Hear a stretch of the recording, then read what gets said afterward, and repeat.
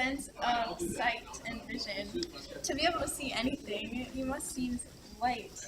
And light begins passing through the cornea, and then the lens to adjust the focus. Both combine to produce a clear image of the visual world on a sheet of photoreceptors called the retina, which is part of the central nervous system, but located at the back of the eye. When you look at a banana, the wavelengths of reflected light determine what color you see. The light waves reflect off the banana peel and hit the light-sensitive retina at the back of your eye. That's where cones come in. Cones are one type of photoreceptor, the tiny cells in the retina that respond to light. Most of us have 6 to 7 million cones, and almost all of them are concentrated on a 0.3 millimeter spot on the retina called the fovea centralis.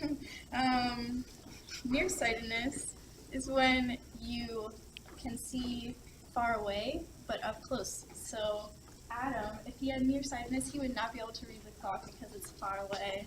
And then farsightedness is when you can't see up close, but you can see far away.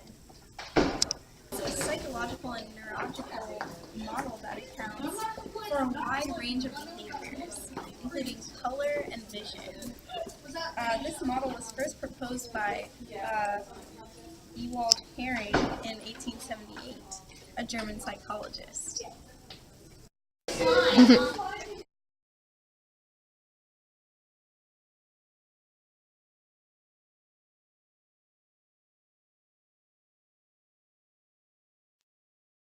Adam hears the bell and recognizes that it means it is time to go to class.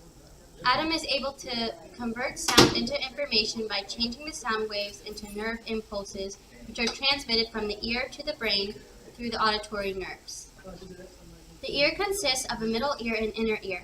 The inner ear forms the organs of balance and hearing and are embedded in the temporal bone. The middle ear contains a chain of 3 little bones that are connected to the eardrum. There are many factors involved when hearing a sound, such as pitch, frequency, and amplitude. Pitch is a quality of sound governed by the rate of vibrations producing its degree of highness or lowness of a tone. Frequency is the number of occurrence of a repeating event per unit time. Amplitude is an objective measurement of a degree of change in atmospheric pressure caused by sound waves. There are 3 types of hearing loss. 1. Conductive.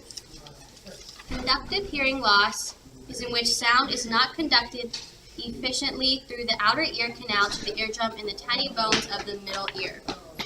The second way of hearing loss is sensorineural damage, which is damage to inner ear and cannot be medically or surgically corrected. And a combination of both is called mixed hearing loss.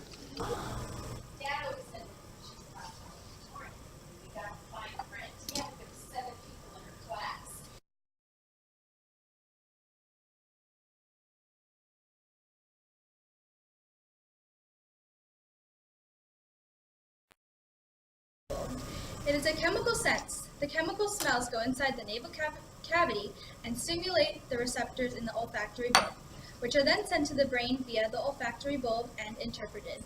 Smell and memory are connected due to brain anatomy. Incoming smells are first processed by the olfactory bulb, which starts inside the nose and runs along the bottom of the brain. The olfactory bulb has direct connections to the brain areas that are strongly implicated in emotion and memory. The amygdala and the hippocampus.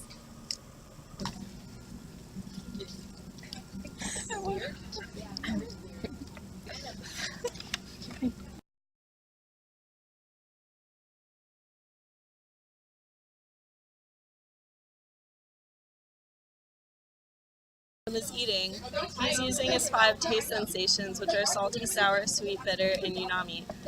There's a tongue map myth where each part, like different sections of your tongue, can taste different sensations, and that's false because you can taste all the sensations using all of your tongue. The tasting process uses 3 nerves: the facial, the hypoglossal, and the glossopharyngeal nerves. All the nerves bring messages to the brainstem, and as they move further through the brain, they join with smell messages to give the sensation of flavor. Sensory interaction is the idea that one sense can influence another, such as smell influences taste.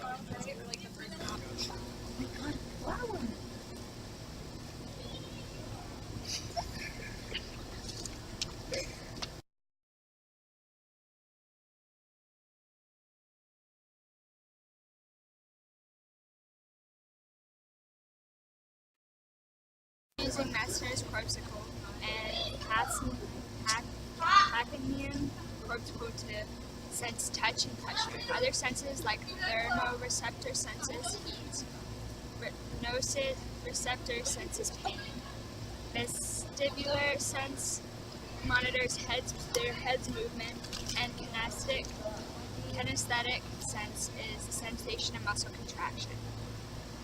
If there was a thorn in the flower and Adam hurt himself, pain receptors in the skin would be activated by the tissue damage. The peripheral nervous system would alert his spinal cord, where chemical messengers are released to signal the brain. In the brain, his thalamus would relay the signal to the somatosensory cortex, frontal cortex, and limbic system. When Adam's spinal cord is contacted, there is a theory called gate control theory, that the spinal cord contains a neurological gate that controls and limits pain. Yeah, it does. Looks exactly What? ancient wrestling. Let me see.